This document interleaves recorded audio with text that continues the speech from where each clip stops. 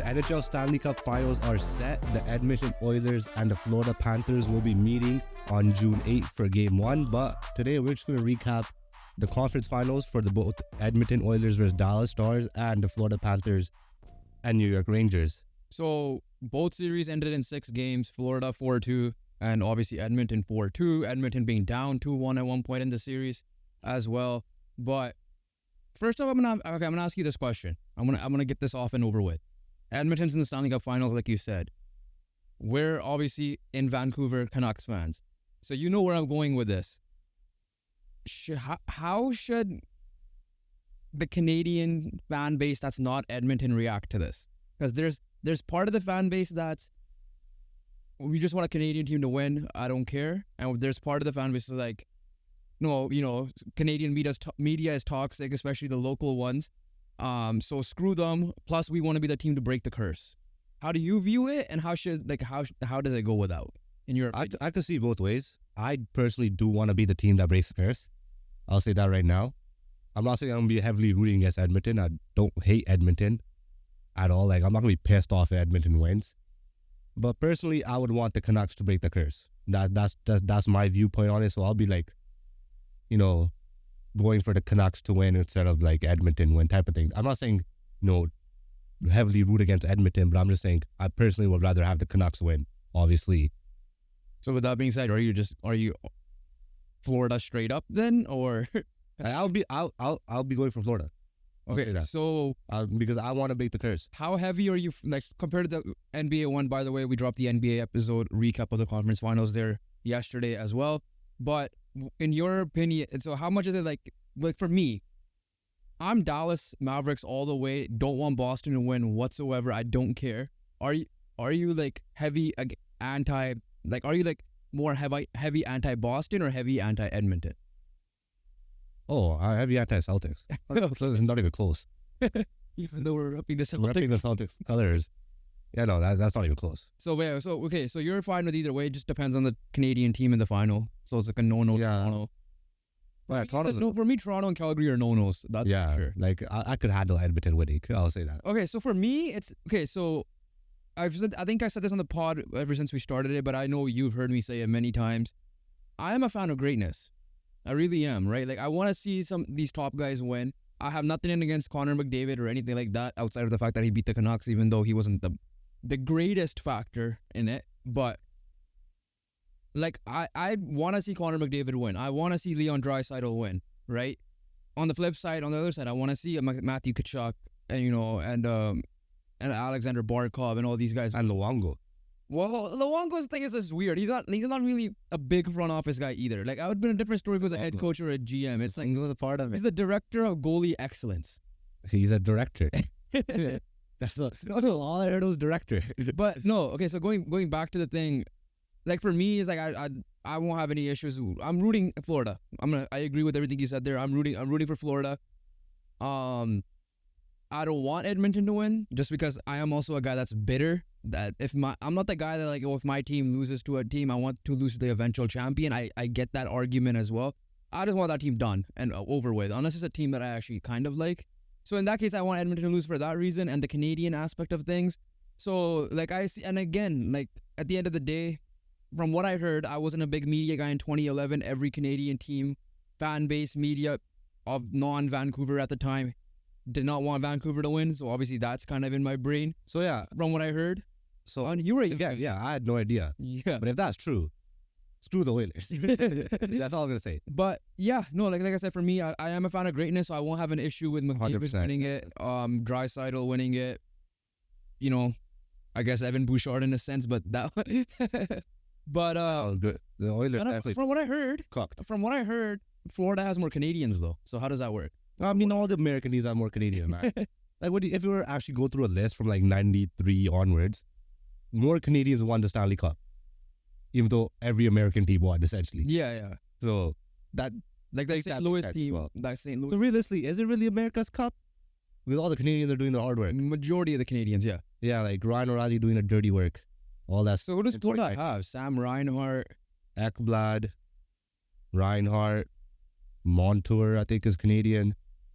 Verhaeghe, I'm pretty sure, is Canadian. Okay. Yeah, because Edmonton on top of my head is Bouchard, McDavid, Skinner, Darnell, Nurse, and Nuge, and Evander Kane. So there's still quite a bit there. Corey Perry. So Florida must have a lot more than if I name that many. Florida's top guys are not really like Barkov, Kachuk, Yeah. Bobrovsky. All these guys aren't. But let's get into the series talk. Yeah. Right? We also are representing the Dallas Stars color here. And in the memory of the Dallas Stars 2024 season, we are with you. And I'm going to show you no remorse. That's number one. Go with it. Start it. I'm going to say this much. If the Vancouver Canucks had won Game 7, the Vancouver Canucks would be in the Stanley Cup final right now. I'm still frustrated with that, right? The way that the Dallas Stars played, they had no chance against the Oilers. I think they would have had no chance against the Canucks. I get the fact that they would play differently. Like, they would have played better if it was Canucks being a little bit of a weaker opponent. But I'm saying, from what I saw in the conference finals, the Dallas Stars kind of had the Boston Celtics in them, which is being complacent, right? I don't know if they were just tired, because they did play two tough teams before, and their route to the conference final was much more impressive than the Oilers. But overall, the Dallas Stars did not look like themselves. And the most disappointing part is they showed up in Game 6. And remember in Game 6, we're like, yo, Stars are starting good. But Stars are probably going to lose this game.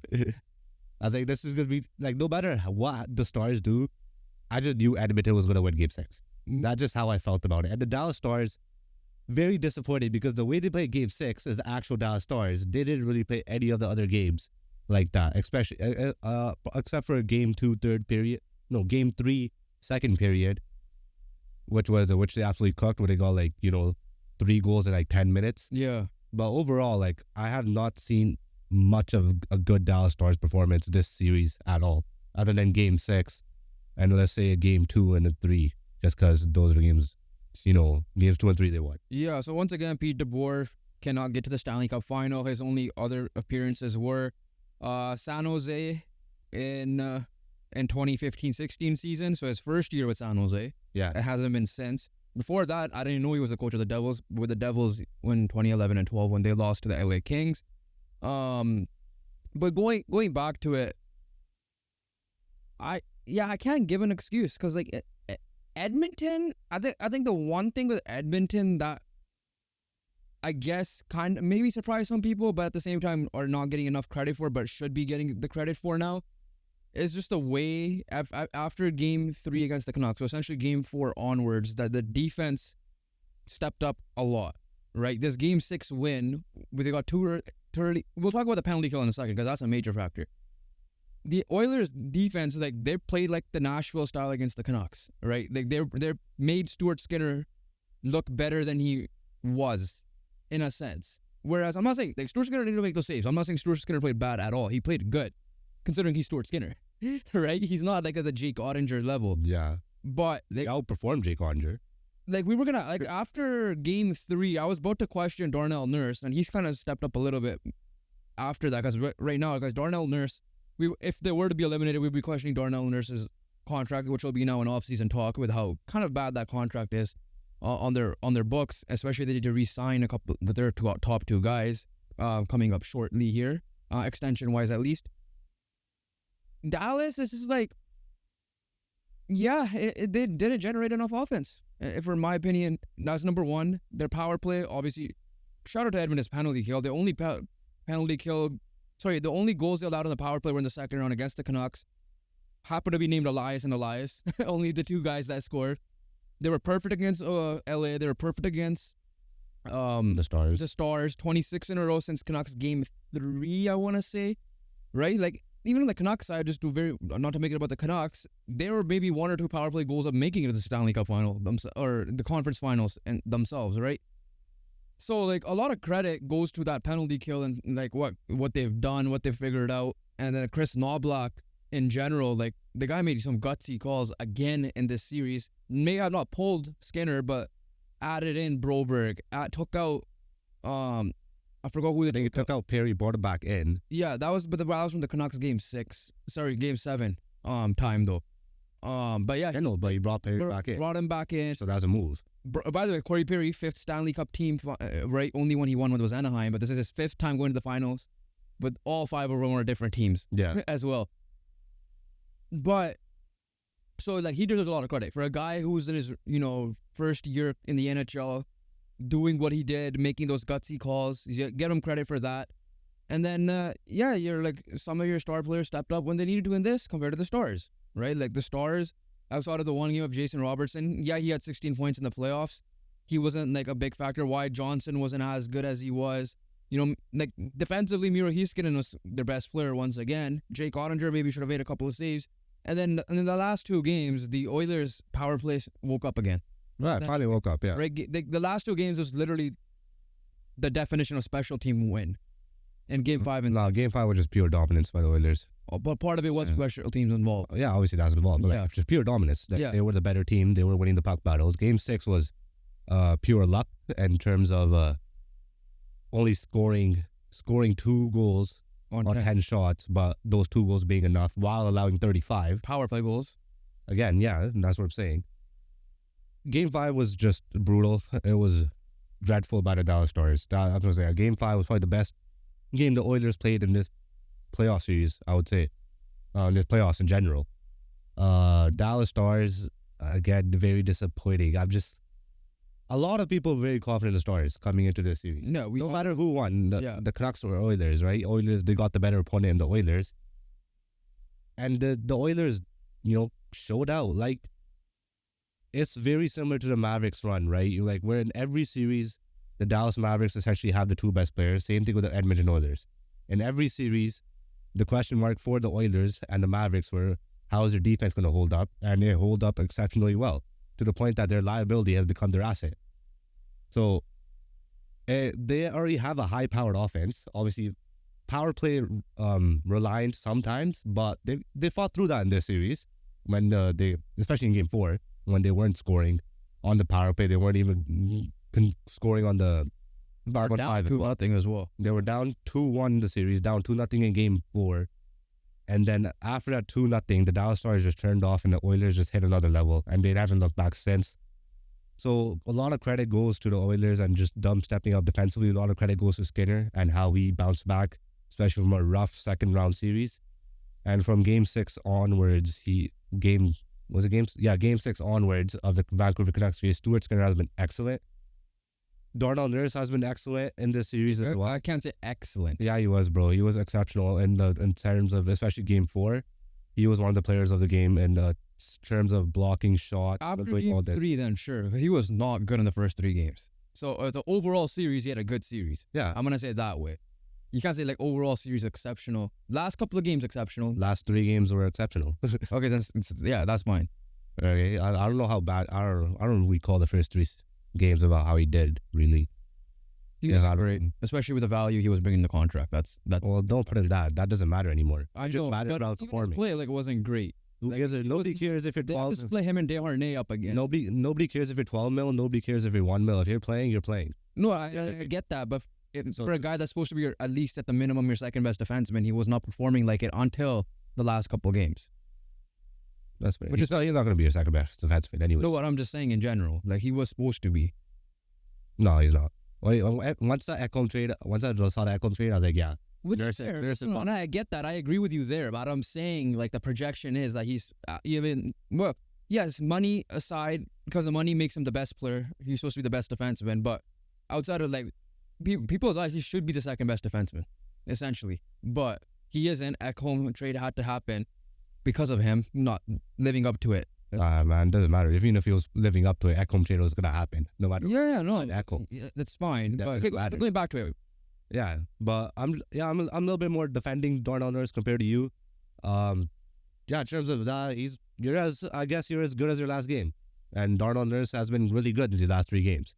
Overall, this guy's defense has been exceptional throughout the playoffs so far. Penalty kill, where you mentioned, power play is back on track. They're entering in the series hot.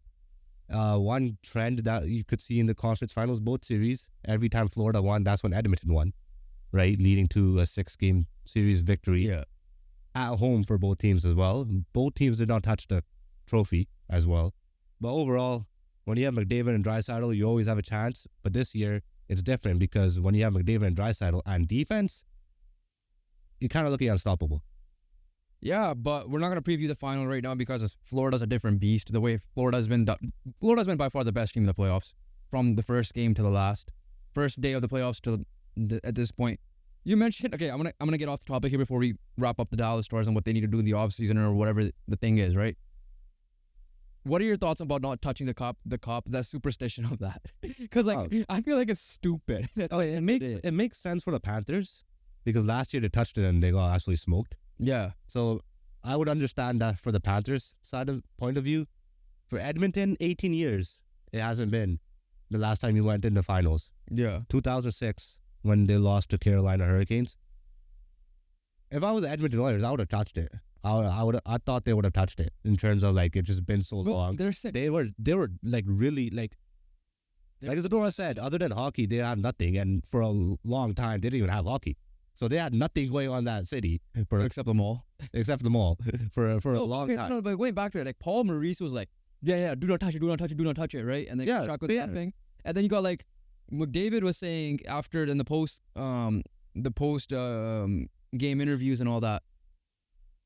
They had a discussion about it, and I'm like, bruh. You got to talk about this stuff. These things determine the cup. I think it's stupid. No, I think it's just stupid. They determine the cup. All right? You got to figure out what year is the right year to touch it. The pause. The trophy. What do you pause? No, like, okay, you got to agree, though. It's kind of stupid. No, it's not. It's tradition. These things need to be talked about. They're as almost important as... Talked about as important as a game plan? Is what you're saying? 100%. You need a game plan of how you're going to touch the conference final trophies. All right? Superstitions are real in hockey. No, they are, and I see why they did it. I just think it's stupid. That's it. It's perfect. I just think it's stupid. Nobody cares, especially if your team's out, right? And if you're don't have a sports podcast like us, nobody cares about the hockey game and what's going on. People care if are they going to touch the trophy or not? That's the question mark. Yeah, I get that, but I just think it's... That's why you look forward to... The way I thought... Like in the Super Bowl, you look forward to what color is the Gatorade shower. I don't. Huh? I don't.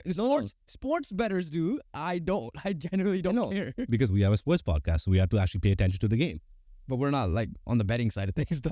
It doesn't matter, yo. Some normal people just I just watch a Super Bowl to see the Gatorade color at the end.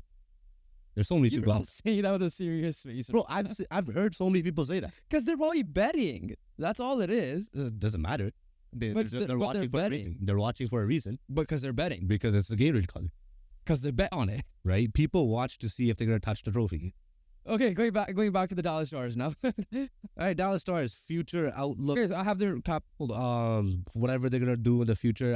First of all, these guys are going to be a perennial juggernaut. There should be. They're set up like that. They made back-to-back conference final trips. That's very impressive and deserves a lot of praise. Yes, their season ended in disappointment. Yes, they could have done something about it, and they honestly should have, especially when you take out Vegas and Colorado. But overall, we can't say it has not been an impressive season by the Dallas Stars. Once again, winning the division and reaching the conference finals in impressive fashion. But there is something missing with this squad. Okay, so before you... and I don't know what that is. Okay, so I'll wait. Their core is kind of locked up. The only question mark right now... Locked up early as well. Jake Ottinger has 1 RFA a year, so they need to find an extension for him, and we're going to have a talk about the Shesterkin, because who's in a similar boat, I believe, and when we talk about the Rangers series here. But, okay, so they're locked up. Rupe Hintz, 7 more years. Jason Robertson has 2 more RFA years, so I'm sure you're going to lock him up. Mason Marchment, 2 UFA years. Heiskanen, 5 years UFA, so he has 5 more years there. But you have to figure out, okay, so Thomas Harley probably going to get extended. He has 0 RFA years there. Chris Tanev, you got to figure out if you want to bring him back. He was your glue, right? That's where they struggle the most on the defensive end, a little bit on the defensive side of things, I guess you could say. Well, game 4, if Tanev got hurt, they got cucked. And Joe Pavelski's probably going to retire, I assume. I don't know, but he's a free agent. Matt Duchene is probably a big one you got to figure out. Sam Steele, Roddick Foxa 1 more year, Jamie Benn 1 more year. You still have... Okay, so who are free agents now? That they need to worry about? Yeah, let's talk about this offseason. Who cares about the future right now? Okay, Matt Duchene, Joe Pavelski, Thomas Harley, RFA, Niels Lundqvist, RFA, Yanni Hakanpää, UFA and Chris Tanev that I consider UFA. But again, hard cap going up. You got to figure out the stuff with Ottinger as well to get him locked up early. Yeah, so initial thoughts is you got to bring back Harley and Tanev for sure. Right, Harley's, I don't know how old Harley is, but I know he's young because obviously RFA. Yeah. Just don't know how much Harley would, like, would you rather bring back Harley's 22. He'll be 23 in the summer. Yeah, I don't know how much of a... You need to bring him back. obviously you need to bring him back. Yeah. He's massive. Just saying, because they also got to figure out. how much of the pay raise is Harley gonna get? That's the question. Because like, obviously, the good news is you have Y Johnson for another RFA year. You have Stankoven for another 2. So your young guys are there.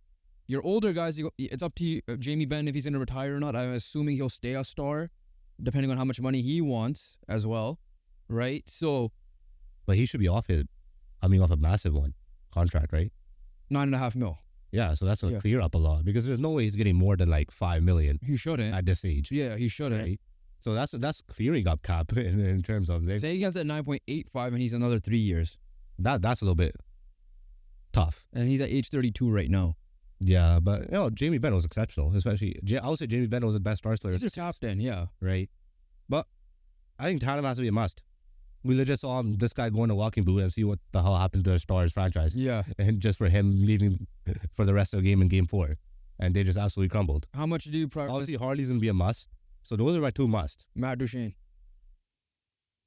I mean, you try. Yeah, I think you can, bro. I think you can. Keep in mind, I think he got bought out by Nashville, so he's getting paid anyways. He's 33 right now. Like again, like Duchene and Ben shouldn't be really expensive. They should be. So what's missing for you? What's missing for you, if you were to say? Is it just the defensive side? Because I feel like in the regular season they'll be fine, right? You have, like I said, you're gonna bring back. It's not defensive side. If they have Tanev, it's definitely not gonna be the defensive side. So shouldn't be. They have 4 lines. Personally, I think it's like a little bit more goal scoring. They have 4 lines though. I know, but I feel like they lack a little bit of goal scoring. Personally, yeah, they struggle in the series. They lack a cutting edge. They struggle in the series. Like they don't have a superstar outside of Heiskanen. Yeah, but on the forward side, as good as Jason Robertson is, he ain't on that tier of. I don't want to say obviously McDavid, Draisaitl, but like. Cool. Like he's not on that tier of like he's like they're like Nam and the Canucks in a similar boat in that sense, like attacking wise. Elias Pettersson has the potential to be better than him for sure, but like the other outside of like that he's not on the tier of even like obviously the Matthews and all them for sure. Matthew Tkachuk, he's still below that in my opinion. Oh yeah, 100%. Jack Hughes, I think he's below that, slightly below that if anything. Robert, no, I think they're the same. Jack Hughes. Yeah, Hughes was just injured last year. That's true. You gotta remember that. No, but we've seen Robertson pop off. We haven't really seen. Like I think he's on the like. Okay, in terms of playoff. Aho, Sebastian Aho is the best way I could put it. Yeah, I don't know if you're talking about like regular. If we could talk about. You're tearing him. If you're tearing him based on playoff performance, he's definitely better than Matthews. In my opinion, Robertson. Or in the same tier as Matthews. There's no way Matthews is. Yeah, actually that's fair. Same tier, because it's just weird saying that he's better than Matthews. That's it. Like if you said Marner, sure, but that's for sure. So I just feel like it might be just. I don't know. They have room to experiment right now and like run it back for like a year or 2. They have a year for sure. But like, it's not gonna. They're running out of. They're gonna have to make a decision soon. If the same thing happens again and they can't get over the hump of the conference final, you could expect a big swing trade for someone who's available. For example, for who it is right now is Jake Gensel and Sam Reinhart. Right? Those are the big swings that they could make. But in the future, we don't know who it's going to be. But the thing is, like, Jason Robertson will get minimum 10 mil. I don't know. Yeah, and I don't think Ottinger might be. They're in a perfectly fine position.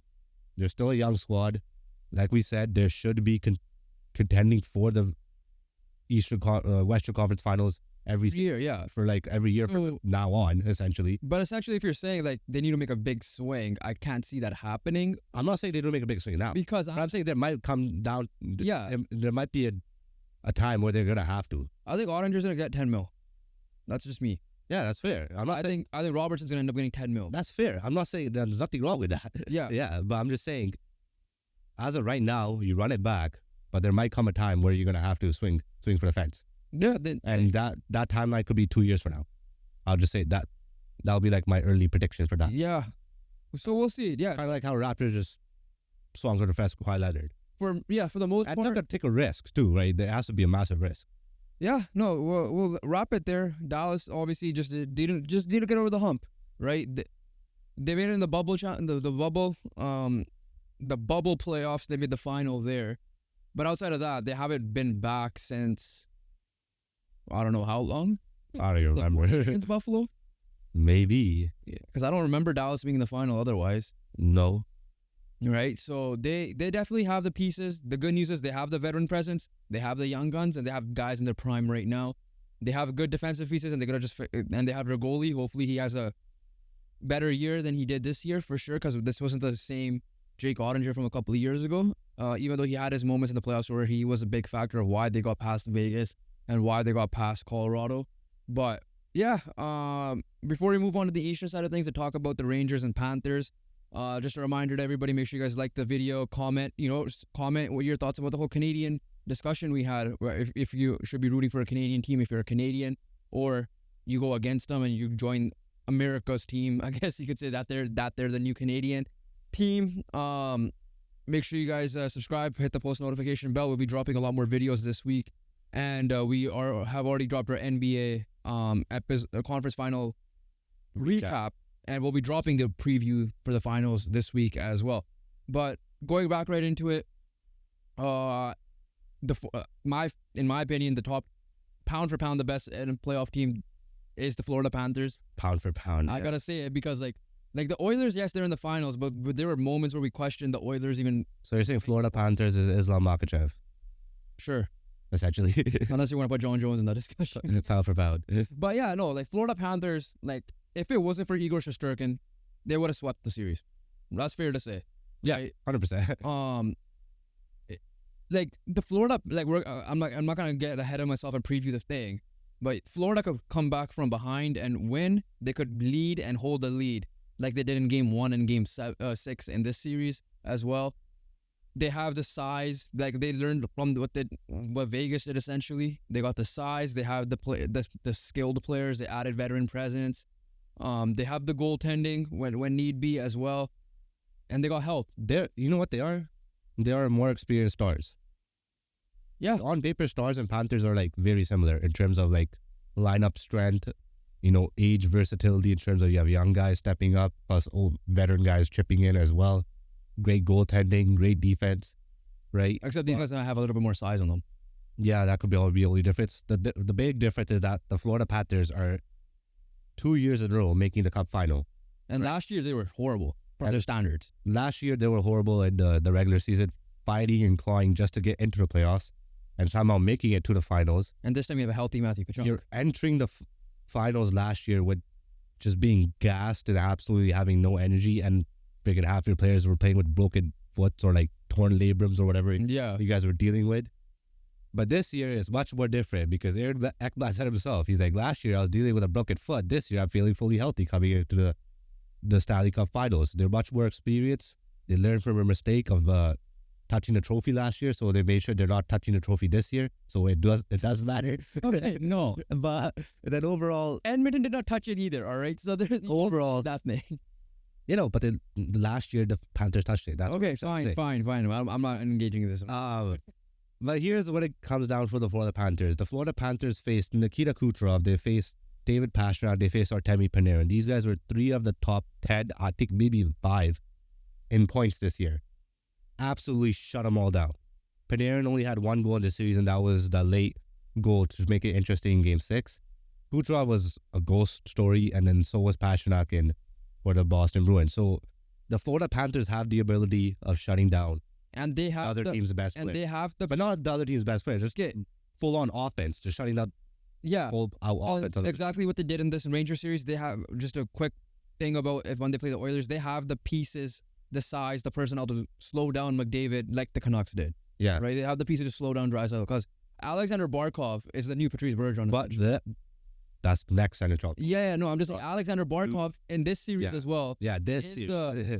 is in general the new Patrice Bergeron, in my opinion. I think he's going to be a Selke finalist every single year, even winner almost for the next. Name it after him, the Selke and right now it's a Bergeron trophy. It Right, might now change to it's Bergeron. Barkov eventually. Yeah, it's probably gonna be That'll be Barkov the trophy. B&B trophy or whatever they gotta name it, Nah, right? that's just But yeah, it's like the way Florida played, it was like they're just like I feel for Shesterkin. I see us, you saw Trocheck consoling him, and I feel for him. Yeah, 100%. He literally did everything. Like Zibanejad, Kreider, and Panarin, I think combined for 2 goals in this series. Yeah. Their power play kind of struggled, I believe. And on top of that, like when they had the lead, it's like it was never safe because it's Florida. And then when Florida did get the lead, the 2 games it did win was overtime games, so that could have went the other way in general. Like it was an entertaining series for some points of it, but Very close. But then you're watching it, it was just like, yeah, like when Florida was down, no one was surprised. Like, yeah, they got the overtime win and they needed that win. Even if they were down 3-1, people probably would have been like, I could still see Florida coming back and winning this easily. Oh yeah, 100%. And But when you have Igor Shesterkin, Rangers fans and people who pick the Rangers will always have hope, and rightfully so, because the Rangers were at the end of the day they were in the games. Right? They were in this series. yeah, As much as it looked like they were out of it, they were definitely in it. what the Panthers did well was like the Zibanejad line in their own zone the whole entire shifts, right? And because of that, they couldn't generate much offense. The Panthers defend the neutral zone really well. They really clog up the neutral zone really well, and that's one of the main reasons why they are so successful defensively. As because they don't let the opposing offense just get set realistically. They just don't. And on top of that, you have a great goaltending in Sergei Bobrovsky. Like people, like it doesn't even sound like disrespectful to say, yeah, Shesterkin was much better than Bobrovsky, right? And like that's fair, but it just sounds so disrespectful with Bobrovsky because Bobrovsky was really good. Yeah, he didn't make the saves he needed to make, but Shesterkin was the reason why they went to overtime. Yeah, that's true, right? And then that's not Bobrovsky's fault. Yeah. Bobrovsky, I think, allowed 1 fewer goal than Shesterkin. Yeah, and you pulled out the stats in the last NHL episode we did, which is again fair to say, but so seriously, like Bobrovsky's elite, Shesterkin's like on legend status.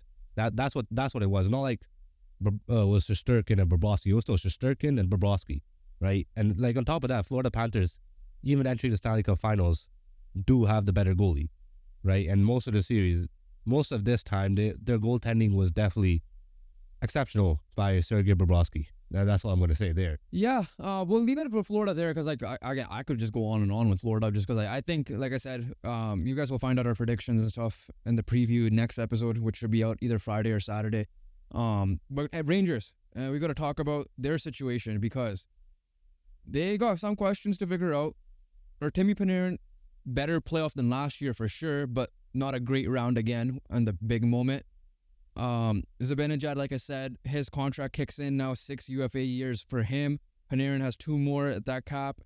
You got players locked up, so I'm not concerned about it. They could easily run it back. They're still a good team. But you know how you said that you need to figure out, because they need to pay Alexei Lafreniere. Like, Alexei Lafreniere does not deserve the blame in this series as much as some of these other guys do because he stepped up and showed why he's not a first overall pick bust in the NHL, right? And he has 1 RFA year, and he probably will, because they only signed him to like a 2-year deal. Yeah. And he probably needs to get paid a little bit. Damn, bro. Does Lafreniere Canucks rumors trades a couple years ago would have been nice now. That's how good he was played. So these are their current free agents. Then the big one coming up. So you have Ryan Lindgren and Braden Schneider, both are RFAs. So you got to get them locked up essentially. Igor Shesterkin has 1 more UFA year left, and he's, from what I'm hearing from Arthur Staple, who covers New York sports and The Athletic, could command up to $13 million with the cap going up. And he deserves it. What's Bobrovsky have at 10? Bobrovsky's at 10. So if you're comparing it to Bobrovsky with the inflation, that makes sense for him to get. Right? I don't know who the highest paid goalie is right now, although it's Vasilevsky, I think. Is it Vasilevsky? I thought it was Bobrovsky. I'll double check, actually. In terms of the forwards, Kaapo Kakko obviously wasn't really the greatest. Blake Wheeler, just for veteran presence. Yeah. So their forwards are locked up, or at least for 1 year. Some of them got for 1 year. But if our Timmy Panarin is at 2 years remaining at $11.6 million, you need to. And listen, his prime was a little bit later because he didn't get into the NHL till late. Because remember, he was an undrafted player. Yeah. As well. Mika Zibanejad is going to be hard to move if you need to make a move because he has a no-move clause. 6 UFA years at $8.5 million is going to be tough.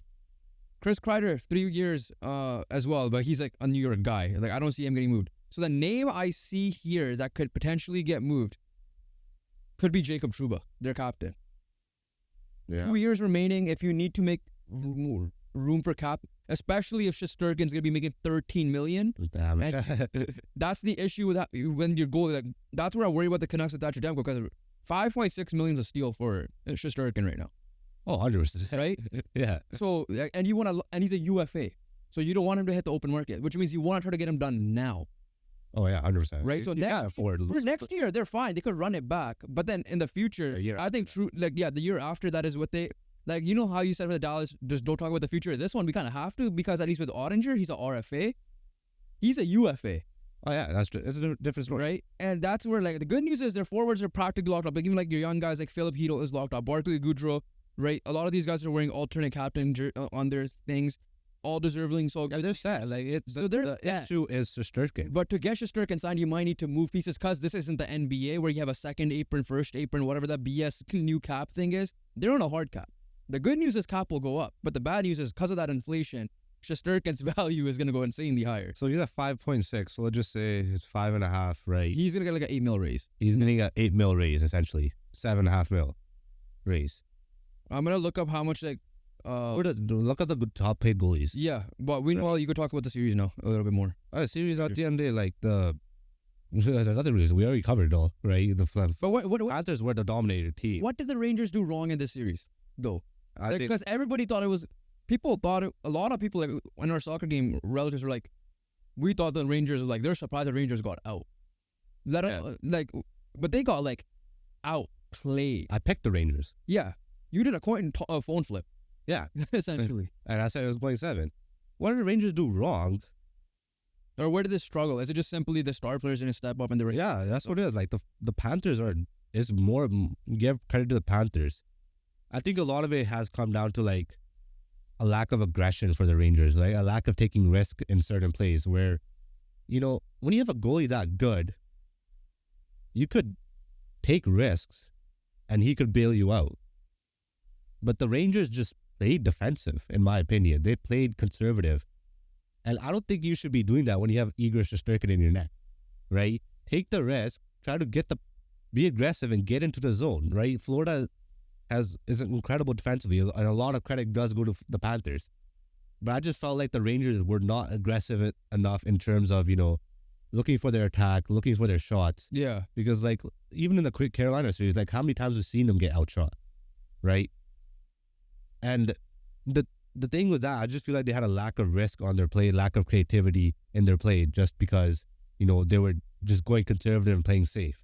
And I feel like when you have a goalie like Shesterkin in net, you shouldn't be playing safe. Yeah. Right? And that's what... Like, that's where with the Canucks... with the Canucks. Yeah, I'll bring that up right now. Like, with Demko, the Canucks played better. It's not because Seelos was bad. Like, Seelos has played as good as Demko. Seelos played as good as Demko. But Canucks played sheltered still. But because that's just how it is. And I don't understand why the Rangers just were, you know, conservative in that sense. Because even when you guys were playing conservative, the Florida Panthers were just absolutely picking you apart in terms of just kind of sometimes save breakaway after breakaway, 2-on-1 after 2-on-1. Yeah. Right? It's just not the Rangers' game style to be that conservative. The Rangers' style is to be on the front foot, right? Why do you think Artemi Panarin had 120 points this year? It's because he was looking for his stuff, right? He was looking for the plays. He was looking for his shot. He was looking to be that offensive juggernaut. I just felt like the Rangers got away from that as not even this series went on, like as this playoffs went on. Ever since Carolina, when they were up by like 2-0, I don't think the Rangers really looked for their offensive game like as much they really should have. Again, the good news with the Rangers are, before I get you to guess the goalie stuff here, and then we'll figure out what Shesterkin should get based on this market.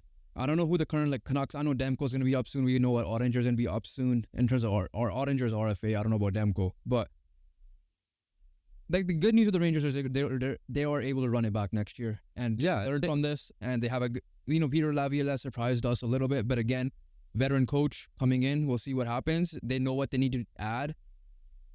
Are they going to get rid of their heart and soul and Jacob Trouba? We'll find out to get Shesterkin locked up this offseason. So the good news is they're going to run him back. More likely than the Dallas Stars in terms of they have their players locked up more so than Dallas outside of Braden Schneider and Lyon. Yeah, I mean, Dallas Stars are kind of sad. They're fine too. They could replace They these have a couple guys. more players to get. Except for Tanev, I think they could easily replace these veteran guys. Yeah. But okay, who do you think is the highest paid goalie? All right, so It's a trick question. I generally don't remember, right? Okay, so right now I think it's between Hellebuck, Vasilevsky, and Bobrovsky. So look, to answer your Because question there, but they're 2, 3, and 4. So, so 10 million. Bobrovsky's at number 2. Yeah. Hellebuck's at 4 with 8.5, and Vasilevsky's at 9.5. Yeah, so Bobrovsky was Number 1 is was what? currently not in the NHL because he's technically under contract. Wait, what? Think about it. Think about a stud goalie, went to the Stanley Cup Finals, was one of the big, like you're saying, like this guy was the Shesterkin of his team. We miss him as a country. Oh, Carey Price. Yes, technically Carey Price is under contract till 2026, I believe. Yeah, 2026. He's at 10.5 mil per. So 10.5 mil is the market right now. Right. Well, let's just say 10 because of Bobrovsky. And then if you want to see what No, it's 10.5 because he wants to be the highest paid. True. So it's 10.5. Okay, but like Shesterkin is turning 29 in the middle of next year. Right, he's going to look for the bag now. And if you want to look at Hellebuck, he signed for 8.5 million. Okay? So that's your references. But there's level. Cap's going to go up a couple million, it looks like. I don't know what the exact number. All right, Assuming it goes up 3 mil up. what I think I would be happy in terms of Rangers, like the offer I would make that I feel like Rangers fans will be happy and Shesterkin will be happy would be 12.3 mil per year. I don't know how much the cap is going. I'm talking about like this. 5.3. Huh? Just to be specific, you know? Listen, if he just wants to reset the market, 11 mil is like to reset the Well, market. that's like a... If I'm Shesterkin and he wants to win, This way, that's a steal. if I'm Shesterkin and they want to win, I would go 11 mil. I've always said that you need to take some sort of pay cuts as well. But he generally deserves 30. From what Arthur Staple was saying on his report, or what he has been hearing from his sources, is like he might be commanding 13 mil depending on how much the cap goes up. I would compromise and beat at 12. Right? If I'm a GM, like, yo, Shesterkin, here's 12 mil. Same thing happened with Pedersen's contract. I'm not really going much higher than 12 mil. Yeah, same thing happened with I would say his that. contract in a sense. What would you give Shesterkin as if you're a GM? What's the AAV you'll give? Like, what's my opening offer? Like, my offer is 12. Take it or leave it. My opening offer will be 11. No, like my 12 is my final offer. My final offer, 12. Or 12.3. I'm gonna round it to I'm gonna just keep it round and 12. Yeah, because at the end of the day, how much is Ottawa gonna get? He's not. He's younger. He's on RFA. Rogers probably gonna get 10. How much is UC Soros gonna get? He's probably gonna get Hellbuck the range. You're saying Soros is getting 8.5? Yeah, 8.5 to 9.5. Cap's going up, so keep in mind market. I know that's true, but I'm just Like I could see him getting if Bobrovsky. Think about it. you know, like Compared to Vasilevsky and Hellebuck, does Bobrovsky deserve 10 million? compared to what? Bobrovsky and Hellebuck. Sorry, Bobrovsky. Sorry, Vasilevsky and Hellebuck. Yeah. Bobrovsky compared to them, does Bobrovsky deserve 10 mil when he signed it? When he signed it, keyword. Oh, when he signed it, he had the leverage because he was coming off an incredible year. Yeah, but he didn't. Early year. He didn't re-sign though. He just went. He went to a new team. Yeah. Yeah. So I'm saying, like he has a Shesterkin buzz in terms of being, he has the right to be the highest paid goalie because he was coming off such an incredible year. Shesterkin wants 13 mil. What do you say? No. It's it's like you want me at 13, great. If not, I'll play out my contract. I'm gone. Nah, Like, let's just say he's that type of guy. you can't lose Shesterkin though. That's the issue. And they don't have anyone in the pipes that I know, like in the pipeline that I know that could be there. Like at least with Demko, if Demko says that, we have Shilovs, right? Yeah. If Soros says that, they have their guy. I forgot his name, but they have their guy in the Yeah. Markstrom says something like that, they have Dustin Wolf waiting for them. And Even though he struggled, but like he was a young guy still. yeah, right. So they have guys waiting. These guys I don't know because Jonathan Quick was their backup goalie. right? Like I'm not we're not prospect experts, so we don't fully know unless we hear something. They might have someone, who knows? Yeah. But right now, Let's just say 13 mil. Like let's just say Arthur Staples is right, hands down, 13 million. Take it or leave it, or I'm walking in and testing the market. And he might get a Bobrovsky type offer, elevated, inflated. all right, coming off what I'm just seeing, it has to be yes. Like, I don't think the Rangers have another choice, realistically. And how did they make that happen? That's a $7.5 million upgrade. Yeah. Pay raise. Yeah. Right there. Exactly. That's not gonna be easy, especially when you have like Panarin will be up in 2 years himself, and then depending on and if you for references, like they could use these as references. Sorokin's at 8.25 right now. John Gibson 6.4. I'm telling you right now, the only reference Shesterkin's gonna have is that 10.5 million and nothing else. There's no other reference for Shesterkin. Yeah, there is no other reference. They just simply he is the best goalie. You would want to hope he resets the market, but he will reset market like kind of like what Justin Jefferson did today, right in the NFL. Reset the market, yeah. Like reset the market and then go 0.5 above each other type of thing. Yeah, and honestly, like him and Jefferson are the same boat. Like they're by far in the way the best. It's all dependent. The best at their position. It's all dependent on how much the cap goes up. If Gary Bettman lies or Bill Daly, whoever these guys lied and said it's only going to go up 1 million, then he's getting 11 million. Oh yeah, or he might get 10.6 million. Let's just say. Yeah, he's hitting the market that way.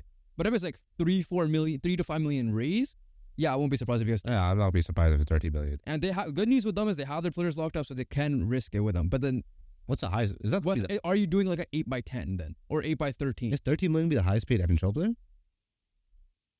Well, maybe. But then we already know Draisaitl and McDavid are probably going to beat it. They're going to reset that, yeah, 100%. Yeah. I don't know what Matthews is the highest paid. Oh, yeah. Is he at 14? I think Matthews got 13. Or 32.5? Is it 32.5 or something like that? Yeah, but that's... If Shesterkin was the highest paid player in the NHL, then that's going to be a little bit. 13.25, 4-year, 53 mil though. Oh, yeah. And if I was Shesterkin, he's looking for a term. He's 29. Oh, yeah, he's definitely looking for a term. Right? Yeah. So, let's just say 8x12. I would give him an 8x12. Get it done. That'll be 37 years old. Yeah. But now it's like, when is Shesterkin going to fall off? Isn't be a carry price thing where they have to pay him $10.5 million without him even playing? Well, he's LTIR, right? So that's won't true. affect, it won't affect the cap. That is true. But overall, I guess in the cap, it's not affected, but he will be getting paid still. Oh yeah. But overall, Shesterkin is that guy. That's what this conversation could. Yeah. If there's anyone that's going to reset the market, it is Igor Shesterkin. That's the right. It should be Igor Shesterkin. He's been relatively healthy-ish, I want to say. Yeah. Compared to Thatcher Demko, otherwise we could have said Thatcher Demko could be in the same boat. But for a guy that's performed in the playoffs, yeah, he deserves it. Let's see how it's all dependent on how much the cap goes up, right? So that's all. And then again, it's risk paying goalies at the end of the day. It is risky. It's very risky because people still think the Bobrovsky contract isn't the greatest. It is in terms. But it's working. If he wins the cup, then no one's. It's working. Yeah, well, he led him to 2 cup finals. Exactly. But then we've seen situations where we've seen him struggle like the first like Jordan Binnington, the minute he signed his 6x6 or whatever he signed, right? Yeah. It's a 6 mil for sure, right? John Gibson. Later on the latter end isn't living up to it as well, right? So it all depends on the goalie and how they go. It's just a volatile. Yeah, but the turnaround of Bobrovsky has just been incredible. Yeah, right. Like at this point, like this guy is the worst contract in NHL essentially. Yeah, to the point that like $10 billion seems like a fair contract for how he's been playing. All right. Well, before we close it out, because since I mentioned Justin Jefferson, we're not gonna get too much into it. I do want to ask you this. I honestly do not look into details, so I don't know. It's like 35 mil, if I'm not mistaken. So does that mean Tyreek was at 29? Yeah, Tyreek's gonna get. They're saying that Tyreek's gonna get reworked and even get higher. What the hell? Because of it. Just the way it goes. By the way, Panthers Reinhardt mutually keen on new deal. This was out an hour ago. That was which is no surprise. That's not surprising at all. Okay, so he's the new Justin Jefferson, the new highest non-QB. Right. Yeah. That was was it Chris? It was Chris Jones. Was it Chris Jones? It was Aaron Donald and Chris Jones. Yeah. From what I remember. 4-year, 140 mil, 110 mil guaranteed. That's, I think, 35 per, when I looked at it, on the average. So, with that being said, does Jamar Chase get 36 off the bat? Right. That's just how it works, right? Right. And then does is Marvin Harrison, if he lives up to what he's supposed to be 40 mil? Honestly, if Marvin Harrison is that guy, He could get 40 million. But and I'm looking at guys like, first of all, I'm happy as the Colts got Pittman done early. 21 or whatever he signed for, or 23 is a steal now. Oh, it's what I wanted him for. Yeah. So like T. Higgins, and I forget who the other guy is. That who's the Dallas guy again? CeeDee Lamb. Yeah, CeeDee Lamb more so laughing, right? Like more so CeeDee Lamb. Yeah. Even if they're not at the highest paid, they'll get close to 35. Well, not T. Higgins. Not T. Higgins. But CeeDee Lamb for sure. T. Higgins could still demand 30 mil. No, in my opinion. He could demand 30 mil. Does he deserve 30 mil? No. He's not Pittman level. He has the leverage. But he has leverage now, that is for sure, in terms of... Because in the question for the Bengals is, are you going to pay two guys? You're not going to pay two 60 guys. plus million. You're not paying two. Because they already lost Boyd as well. They can't. They just...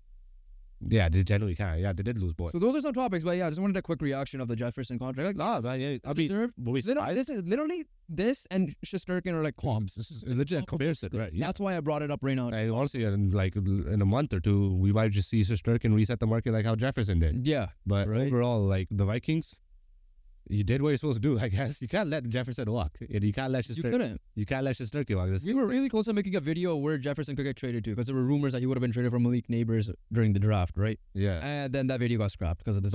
Yeah, congrats to Jefferson. Let's see if Sam Darnold JJ combo or JJ McCarthy will be throwing you the ball in week 1. We don't know yet. But yeah. But are you gonna miss Kirk Cousins? That's the big thing. Yeah, that's gonna be that's gonna be a big determining factor. But overall, the Vikings got it done. My teammate, who's a Vikings fan, is probably really happy right now that he doesn't have to get rid of Justin Jefferson. And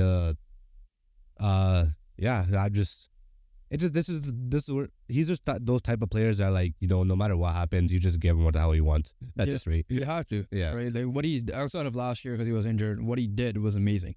Oh, yeah. And he wasn't even supposed to be the guy at that draft class.